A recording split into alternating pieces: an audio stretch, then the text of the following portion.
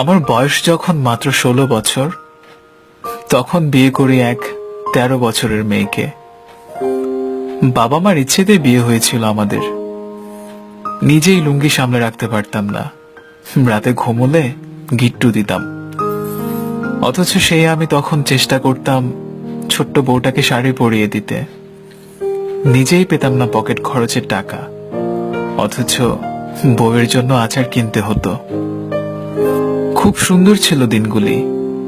ভালোবাসা যেন অজান্তেই তৈরি হয়ে গেল মনের ভিতর। প্রথম কেউ বলতে সেই ছিল আমার জীবনে। সে ছিল খুব ছোট, হাসতো, খেলতো। বাবা মা তার কাণ্ড দেখে হাসতেন, আমিও হাসতাম এই ভেবে যে এটাই আমার বউ। ছোট্ট মিষ্টি সোনা বউ। সারাদিন হই হুল্লোড়ে থেকে যখন রাতে সে বলতো মাথা ব্যথা করছে, মাথা টিপে দিতাম, পা দুটোও টিপে দিতাম। আমার বউ তো, আমি তো তার সব। আজও বুঝ, কাল তো বুঝবেই, তখন আরো বেশি ভালোবাসবে আমাকে।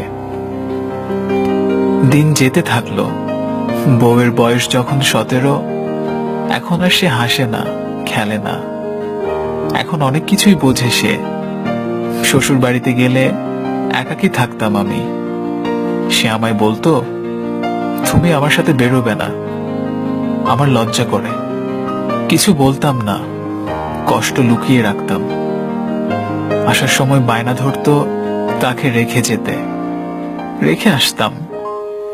বাড়ি এসে প্রতিদিন ফোন করতাম তাকে। প্রতিটা কলই ওয়েটিং এ থাকতো। মেসেজগুলোর উত্তর না পেয়ে লজ্জায় আর মেসেজ করতাম না। 3 মাস পর যখন শ্বশুরবাড়ি যেতাম, বউয়ের প্রথম বাক্য ছিল, 3 দিন থেকেই চলে যাবে। রাতের আধারে চুপি চুপি তার ফোনটা অন করে দেখতাম, প্রতি মিনিটে কারো প্রেমময় মেসেজে ছাপা পড়েছে আমার মেসেজগুলো। কষ্ট পেতে থাকলাম আমি। সবাইকে বলে শাসন করা হলো। সেই থেকেই শুরু হলো। তারপর আমার বউয়ের বয়স যখন 19, আমার বয়স তখন 22। একটা মেয়ে এলো কোল জুড়ে। আনন্দের সীমা ছিল না আমার পরিবারের। আধো আধো দু একটা শব্দে ডাকে আমার মেয়ে। যখনই বাবা বলে ডাক দিত, কলিজা যেন ঠান্ডা হয়ে যেত আমার। বউ তখন অন্য দুনিয়া নিয়ে ব্যস্ত। তখনও ফোনে কথা বলতে বুঝতাম। আমার প্রতি দুর্ব্যবহারে সেটা প্রমাণ করে দিত, কিন্তু মেয়ের কথা ভেবে কিছু বলতাম না। তারপর এলো সেদিন, যেদিন আমি কেঁদেছিলাম, স্বামী হয়ে তার দুটো পা জড়িয়ে ধরেছিলাম, ভিক্ষে চেয়েছিলাম মেয়ের মা ডাকার অধিকার। কিন্তু সে আমাকে ত্যাগ করে চলে গেল। 3:38 সই করলাম ডিভোর্স পেপারে। সে নতুন ভালোবাসার মানুষকে নিয়ে চলে গেল অনেক দূরে। মাহারা হলো আমার মেয়েটা। আমার মেয়ের বয়স যখন 10 বছর, নিজ হাতে তাকে আমি শাড়ি পরাতাম। ও যখন ছোট, কাঁদতো মার জন্য। ওকে কোলে তুলে নিজেও কাঁদতাম। মার অভাব কি আর কখনো পূরণ হয়? নিজের মাকে ডাকতে গিয়ে কান্না আসতো আমার। আমার মেয়ের যে মা নেই, ও ডাকবে কাকে? রান্না করতাম, সাজিয়ে দিতাম নিজে। আমি আর আমার মেয়ে, এই আমার দুনিয়া, এই আমার পৃথিবী। আর বিয়ে করিনি, কারণ ভালোবাসতাম তাকে, তখনও এখনো। মেয়ের বিয়ের কথা চলছে, আমি আবার একা হয়ে যাব। মেয়ের অনিচ্ছা সত্ত্বেও ওর মাকে খবর দিয়েছি। কাল এসেছিল সে। অনেকদিন পর দেখলাম তাকে। 6 মাস 3 দিন 22 মিনিট কম 24 বছর পর দেখলাম। কল্পনায় ভেবেছিলাম এখনো সেই ছোট্টই আছে, কিন্তু না, আমার মতোই চুলে পাক ধরেছে ওর।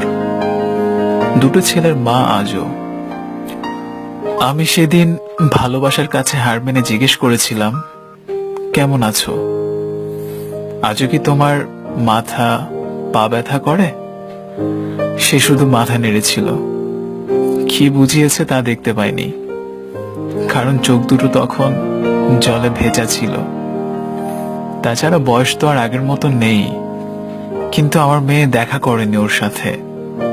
পর্দার আড়াল থেকে একটা প্রশ্ন করেছিল আমার মেয়ে, আমার বাবার 24টা বছর ফিরিয়ে দিতে পারবেন কি?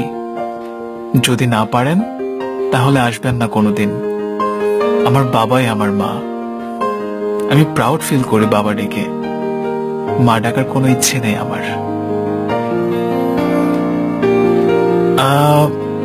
গল্পটা আপনাদের কেমন লেগেছে জানি না, তবে খুবই অন্যরকম একটা গল্প ছিল, কেমন যেন আলাদা। আচ্ছা, এরকম গল্প কি সত্যিই হয়? হয়তো বা হয়। সে যাই হোক, গল্পটি নিয়েছি চারু ডায়েরি থেকে। আর সবাই ভালো থাকেন, ভালো থাকুক আমাদের ভালোবাসার মানুষগুলো, কাছের মানুষগুলো, আমাদের হৃদয়ের মানুষগুলো। সে প্রত্যাশায় থ্যাঙ্কস। তারা ভালো থাকবেন।